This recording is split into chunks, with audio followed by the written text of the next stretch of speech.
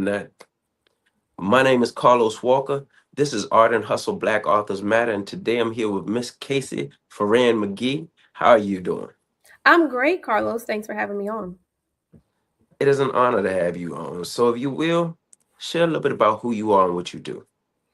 So, as you said, my name's Casey Ferran McGee. I am the owner of CFM Media. I do media production as well as PR and just communication strategy for nonprofits, entrepreneurs, authors, creatives, and agencies that are looking to get media exposure for their businesses. And I have a professional career spanning more than 14 years as a journalist and news reporter in New Orleans, Louisiana, North Louisiana, and parts of Texas. So I left news in about 2021 when I became a mother and decided to step away from that past life. I call myself a reformed journalist now, but but yeah, that's what I do now. And as you, I don't know if you stated it, but you're an author. I am. I have two books. I have a children's book called Curly Girl: My Curls Are Mine to Love, and then another book. It's kind of like a self-published memoir, but also supporting businesses on discovering their secret sauce and unlocking the pieces of their story that matter, the pieces that help them connect with people and also draw out media attention. So, last night I got to hear a little of your reason for your first for the curly hair, the curly Curly hair Girl, girl. yeah. Yes. So, if you will, can you share beautiful cover? Share a Yeah. little bit about your experience and your journey with this book because you wrote it for I Know the Reasons. Share why you wrote that book. Yeah, so Curly Girl is a book about Bailey. She's a little girl who absolutely loves her curls, but then she goes to school and the girls at school make fun of her. Mm. And she decides, you know what? I want my hair to be straight like the girls at school. But then at the end of the book, she sees a lady on the news who has curly hair like her, and it encourages her again to love herself, to really just love her curls and who she is. And that's really the whole point of the book, for me to make sure that girls who see themselves on this cover, who actually see themselves depicted in a book and actually realize that no matter who they are, they're special and they should love every part of themselves that makes them different and makes them unique. Mm. The news reporter in the book, was that you? It was, yeah. A lot of people think I'm the girl on the cover, but no, it was really inspired by my story of. So back in 2016, I think I skipped this part. In 2016, I started wearing my natural curly hair. So I tell people I started cutting my hair off. I was wearing it in a short crop bob, like the anchor hair that all the news girls had at the time. But I started going to it through a transition as I evolved as a woman and a reporter. And so in 2016, I had started cutting my hair and it got so short to the point where I could no longer grip it with a curling iron anymore. So if you've ever been to New Orleans in the summer or ever been to the Jazz Fest in New Orleans, which is like at the dead heat of the summer in May. So I had been partying at the Jazz Fest the day before. And then I woke up the next morning and I say my hair looked like a peacock. Like it was just all over the Mm. place. And I was like, well, this is going to be the day. And I have photos from that day when I was actually out in the scene covering a incident in an area of the city where youth were shooting paintball guns at people's cars and houses and stuff like that. So I was out interviewing people and someone just happened to snap a photo of me from that day. But ever since then, I never went back. I've been natural, wear my natural curls ever since then. And during that journey, at the time, there weren't many girls and women in news who were doing that. I was technically one of the first in New Orleans who started wearing my curls naturally on TV. And it's so nice to see more women doing it now. But to say I was like one of the first, it's crazy. Like that's wild. But I got so many emails, and just when I would see ladies out on the street, they would just tell me how encouraged they were and how inspired they were to see a Black woman rocking her natural curls in a space that is primarily dominated by Eurocentric beauty. Let's be Mm. real. So, but yeah, that was where that journey started. And I remember there was one particular girl. Her name is Lindy, and I always like to give her props because I think she was 9 years old when I first met her. And she had followed my career. She would show up to events, or I was at events, and she would always come and speak to me in New Orleans. And like her mom was telling me, she's a beautiful girl. She's got this beautiful, bright energy and spirit. And I haven't seen her in a few years, so I need to check in on her. But her mom was telling me that like the teachers at school were trying to dim her light, trying to make her like, you know, you a little too much, you doing too much or whatever. But I was like, no, of course not. And so she was one of those girls who kind of had that look of what I wanted Bailey to look like. So that's where the bows, I think all little Black girls that have that look of like the little bows. And so and you'll see it when I post pictures of the girls who have copies of the book, they actually wear their hair like that. And it's so cute to see them holding copies of the book, and they actually look exactly like the girl on the book. So, but yeah, that's where the journey of Bailey started. Shout out to Lindy, and then thank you for stepping out into that journey, because if you hadn't have done that, yeah, sometimes you have to be the pioneer. And because of you, many other people walked into that light of just wearing their natural in your area. But now, as you say, you're seeing people from everywhere doing it. And yeah.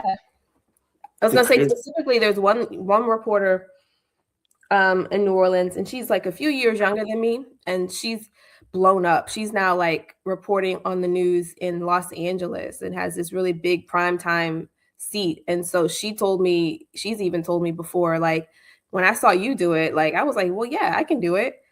And so yeah, it really feels encouraging to know that this one thing that I didn't do to like break barriers or anything, it was just me evolving as a person, wanting to be more in tune with who I am as a woman. It became something that people were encouraged and inspired by. And like, even for me being in the news, like growing up in New Orleans, watching Black women on TV, seeing Oprah, seeing the Hoda Kotb, seeing Soledad O'Brien, Michelle Turner, Michelle Miller, like all these people are people that I grew up watching. And that was really the example that was set for me to want to even become a journalist. To see them do it, I was like, oh, well, yeah, I can do that, of course. And that is, in a sense, like a full circle for me to like be that next person to step up and do the thing and show other girls that you can do that. And not only did you just do it, you wrote a book about it. Yeah. That right there took it to another level, because you got to put yourself in there, but you got to put a bunch of young women and girls who may want to do something, and you gave them a push. Yeah, and I'll show the picture. This was like in 2017 when I first cut my hair off. And now it's like, it's so long and big now, but it was short and like my little afro. I love it. Yeah. So your second book. Yeah. What's the drive behind it, and why did you create it? Oh, wait, I have a funny story about this one that I always love to share too. Please share. So this book actually came out in 2021, and my son was born in 2021. So I had the book launch party planned, and I was pregnant, and I was like, I got to get this book out. And my son came on the day of my book launch. He came 2 weeks early. So I had a whole event planned. I showed up to my book launch. I couldn't show up to my book launch. I showed up to the hospital because I went into labor, and then we did a virtual interview for me to like virtually talk to everybody at the book launch. And I was like doped up on epidural at the time, and I was just shaking from my hospital bed. And then like after that, my son came 2 hours later. Because mamas, we do it all. We are heroes. We are superhuman. Yes. Look, congratulations to you. Thank you too, because you still showed up even though you wasn't then physically. Yeah. And then I also found out I had COVID when I went to the hospital, and that they kept me in the hospital for like 3 years. I mean, 3 days. Sorry, 3 days. And my mom couldn't be there with me because they said they didn't want her to get contaminated. So this was like right during the height of COVID. A lot of stuff was happening around that time. But yeah, I don't really get to tell people about that because it was like a crazy experience. But yeah, that was 4 years ago. He's 4 now. Probably a great reader too. He is. He is. He talks a lot too, just like me. Hey, he has a career. He has a path. There you go. And your second book. Yeah. It's called Leverage You, the roadmap to rediscovering you and unlocking your secret sauce. Mm. Yeah, so that one takes people on a chapter by chapter journey of my career as a news person, from me like landing my first job, wanting to quit, getting an agent who did not do a great job, and realizing you can do it on your own. You don't need these people to support you. And then ultimately, it talks about my hair journey, my story there, and then how I decided to get out of this box of what's expected for you as a journalist. And I started to transition away from news in about 2021. Started to build my business. And in the whole storyline, it's really taking you through reflections of how you can do the same. Like, how can you tap into those things that you've always wanted to do, and how to like revive those things and bring them back to life. Like for me, I always wanted to be an author and get back to like, I grew up acting in New Orleans. So I kind of got back to doing that. I've been in a few feature films, playing a reporter on TV in like NCIS, Claws. There's a few different movies and features I've been in, but yeah, so like I started to go back to that little girl of the things that little Casey wanted to do, and got back to doing those things. So the book is kind of like my story, but also gives you coaching and journaling for you to kind of tap in and figure out those things for yourself. You give them lessons from your journey for them to be able to activate in their own. Exactly. Yeah. So what is your, because I'm pretty sure you have another book either in line or something. Yeah, we need to bring Bailey back. So Bailey needs to continue. Like I have other story ideas of like Bailey goes swimming for the first time with her curly or her straight hair, and then what happens with that. And then like I have a story of Bailey's dad doing her hair for the first time. These are all the stories that little Black girls have experienced, and I think a lot of women can identify with. So I would love to tell those stories through her eyes. But I'll say this book took me at least 2 years to get published. So I need to go back to the drawing board and start that next series. And I'm someone who wants to do things that are done creatively. And, in this age of AI, I know a lot of people are just publishing books with ease. And the thing I want it to be is very authentic. And I didn't mention this, the illustrator of this book, her name is Amari Booker. And I found her through Instagram. And at the time, she was like an 18-year-old girl, a homeschool student. And we had communicated a few times through Instagram. I met her in person, and I got her to do the drawings. And she did a great job, like making Bailey so expressive. She did.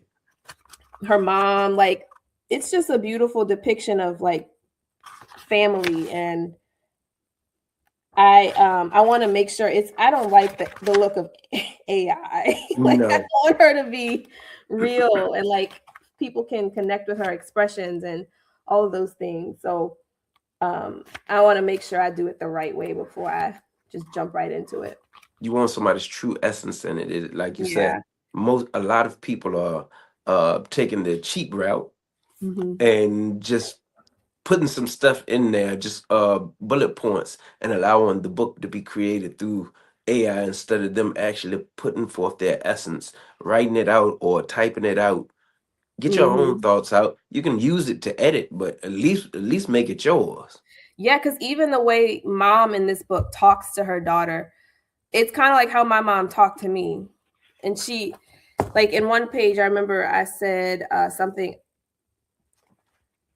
about, her mom said something like, how are you, how was school today, daughter? And somebody was like, why would her mom call her daughter? I was like, my mom did that. Like, she was like, she called me daughter. Like, she didn't just call me by my name. Like, so I wanted to still feel, authentic to me and the way I speak and the way I was raised and all those things. So yeah, AI is cool as a tool, but Only I on am, and I'm also, and I know you as an artist can appreciate that. Like, there's the realness in art and the things that you're able to capture with creative expression that AI just can't. God gave us an essence to be able to use, and we have to learn how to use it. So I'm glad you were actually brought that point up because I am against AI when it comes to writing your book. Like I said, editing it, I'm okay with, but do not Mm. use that as the sole thing just to get a book out.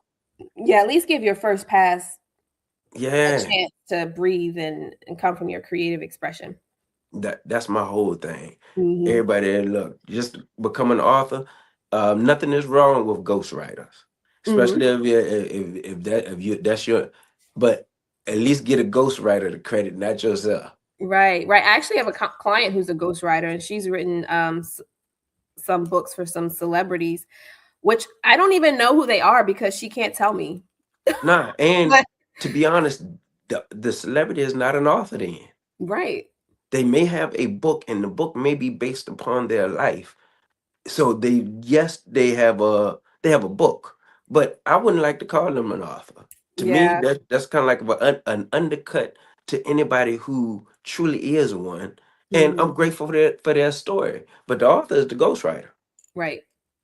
And But the author and the ghostwriter brings that color, that creativity to it, that yeah, expression, like you said. So I know for sure she tells me she interviews them and gets to the essence of like the moment. What were you wearing? What, how did it feel outside?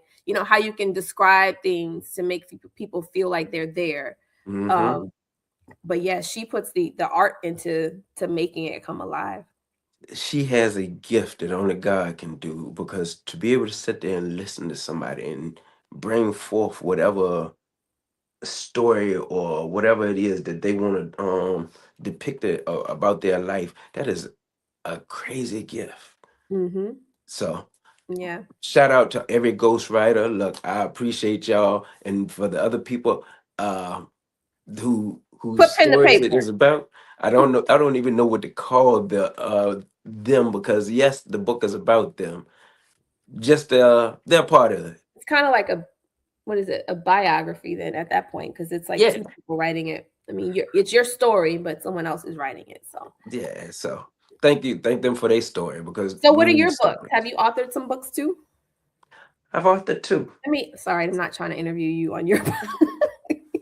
Look, I'm sorry, I do that. crazy story. I just had somebody ask me that same thing. Could they interview me as I'm interviewing them? And I was like, hey, I ain't never had it done, but hey, Yeah, I mean, I but have so many questions about your story too, because I know on the webinar last night you told me about your experience with incarceration, and I did get to do some research on you as well. And so, like I have a heart for those who have been impacted by incarceration. My brother's currently incarcerated, and hopefully he's coming home in March. mm, He hasn't seen my son in person since he was 6 months, maybe 3 months old. okay. So his nephew doesn't really know him like that. So I'm trying to start talking about him more so he can, start to develop that understanding of who he is. But yeah, I worked in the um Orleans Parish Sheriff's Office for 2.5 years before I ultimately left in May of last year. So I have a heart for that community. I Appreciate still currently do work for an organization called Travis Hill School. So it's a local public school, but they operate with inside the juvenile jail as well as okay. the adult jail. So it's pre-adjudication, so they haven't been convicted yet. So they still have the right to an education, and they're getting Mhm. that education. And I get to tell some amazing stories of like last week we had 3 young men who graduated, and they're graduating like, last year they graduated 48 students, Oh, that's beautiful. and this past week we had 3 who are under the age of 17. One of them was 16. He's like getting his high school diploma while still going through that, situation. And then the week before that, we had a father who is, I think he's 22, and his son had not seen him since he was 30 days old, and he got Mm, incarcerated at when his son was 30 days old, and he's been there for 2 years. And his son was able to come to the jail with his grandmother and his great grandmother to watch his dad graduate. And that's a meaningful experience. So I love to, those are stories that I love to tell. There's mission behind that work. And it's gonna be life changing, because one thing I learned, and Malcolm X actually said this. He said, "Education is the key to the future." Mm-hmm. And what I took it to mean is that the more knowledgeable you become, the more you give yourself a chance to do whatever it is that you want to do. When you are less educated, you do what you have to do. Yeah, or what you're told to do. Yes, but when Mm-hmm. you mess around and um, for a lot of our ancestors, Mm-hmm. they were able to do without education. They had common sense. God blessed them with, Yeah. with gifts, and a lot of us have gifts. But if you read a book, and what books can do is teach you a whole path, because somebody has already went through the grunt work to get to where they're at, and you Mm-hmm. can read the right book and it change your entire life. I'm a super advocate for reading, and for me, I didn't really. I could read. I didn't start reading books till I got to prison, Mm. and because of my reading, God blessed me to become. I'm an author of 2 books now. To answer your question, "What If" and the autobiography of the butterfly, how the caterpillar made it through, um, That's and it's been life changing. Yeah, that's beautiful. So how old were you when you went and you were in Virginia? Uh, Yeah. so I got locked up in Virginia, but I did my time in state and the feds. 2 years in the state. In the federal system, I did 11, and they sent me to Big Sandy, Kentucky, and Bennettsville, South Carolina. Hmm. Was it maximum? Big Sandy was. Yeah, that's Yeah. tough, man. Yeah, I have another relative, a cousin, and that's kind of where I think I did this video series back in 2018 called "From Prison to Purpose," Mhm. and I recounted stories of people who come home from incarceration. The first one was my cousin, and while he was in, and he's a creative director. He's worked with brands like Louis Vuitton, like he's worked with Drake, um, Meek Mill, like all these people. So, but he was down for a while, and when he came home, he started this luxury bag line. He learned how to sew on the machines in jail and prison, and so when he came home, he started that line. And I explored, stories of another man who was, I think he was 60 years old or 60 something years old when he came home. His name was Tommy, and he was incarcerated for much of his life. Starting out as a teenager because he ended up killing a man who beat his mother. So he was in jail from like the age of 15 until he was 60. So he came home to nothing. Mm. So those, I mean, I have a heart for the community of people who've been impacted by that. And like my brother, him coming home, I know for sure, the root causes of crime sometimes it's not criminal. Like he's only had crimes against himself, really, like drunk driving. He's never hurt anyone. The last time he was involved in an incident, he broke into the neighbor's house and stole some junk mail, and they put him down for a felony, but he was under the influence. Mm. Like, so his real issue is like mental health. So Mhm. the root causes are usually mental health, addiction, trauma, and economic issues. Mhm. So are we addressing those issues by throwing someone into a cell and not helping them talk through and understand the problems that they're dealing with on a daily basis? And look, I can go on and on about this, but yeah, like the storytelling for me started around 2018 when I realized I wanted to tap into on helping to explore and share the stories of those people who were impacted by incarceration. And I would share with this an idea, right? The book does not have to be long. Write a short book, Mm-hmm. because you have been impacted yourself being a sister, Yeah, yeah. and you understand, or you have a heart for us who have been impacted for a reason. Books don't have to be big. I tell everybody. I would tell most people don't think about this. Think about small and powerful. Yeah. And that's another book that you can actually write because you have a voice for that. Jeez, that's so And right. you're working you're already doing the work. I So could tell the stories of so many people. Another organization I work with is called Daughters Beyond Incarceration. you shared that. And yeah, the founder of that organization, Dominique Johnson, her father is serving a life sentence. He's on his 43rd year of a life sentence. And they've been, sorry about that. They've been fighting to get him released because the evidence against him was an eyewitness account, which really was probably coerced. But she started an organization to support young girls who are impacted by incarceration. So she mentors girls ages 8 to 18. And the amazing thing is, today I just wrote a press release for them because those girls who are statistically expected to be, incarcerated themselves just because their parents have been incarcerated, the statistics say they're 8 times more likely to be incarcerated, and that they're not going to finish high school. And just because of who their parents are, they're expected to go down that same path. But these girls are going to DC next week to speak at a mentoring summit about the impacts of the criminal justice system on their families, and how there needs to be more youth-led conversations around what the system is doing and how it's breaking up families and not providing resources or support for the people who are in the system. So, like, yes, I have so many of these stories now that, and even when I was at the jail, like it's cyclical. There were whole families in there. Like, a mother died and we had to go inside 3 different cells to tell the brother, the sister, and the The uncle whole that they were all incarcerated. So no one knew. And yeah, they were all there. We had to go tell them this terrible news while they're in jail. So it's like whole families are in there.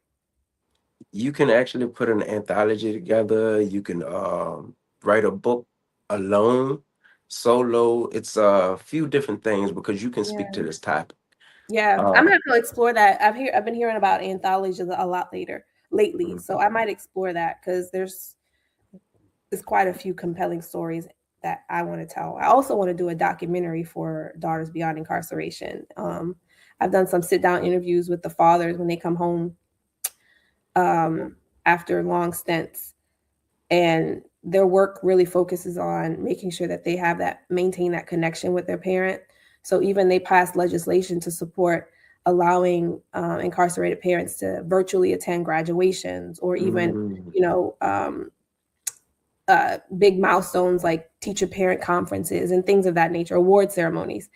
So I want to put a documentary together around their work and what they're doing. It's really about just creating where they stay intact with family, even if they're not able to be there. It makes a difference. Just because they're still there, it just may not be there. Yeah, physically. And it shapes the thoughts, the mindset. The kid may not feel like, oh, you just left me. Even though you may have found yourself over here, you still stayed intact and in my life because you was given the opportunity to do so. And that changes a whole community. Yep, that changes a community. Yeah. So one, I want to thank you for all that you do for helping anybody who's in any work with the PR work. Your second book is very important. We all need it. Me personally, I think you gave it to us last night. Yeah. On your whatchamacallit. I will read it. I will make sure I do whatever I possibly can to help in any way that I can to see if I can get you to another level. Yeah, I appreciate that. You're important to us.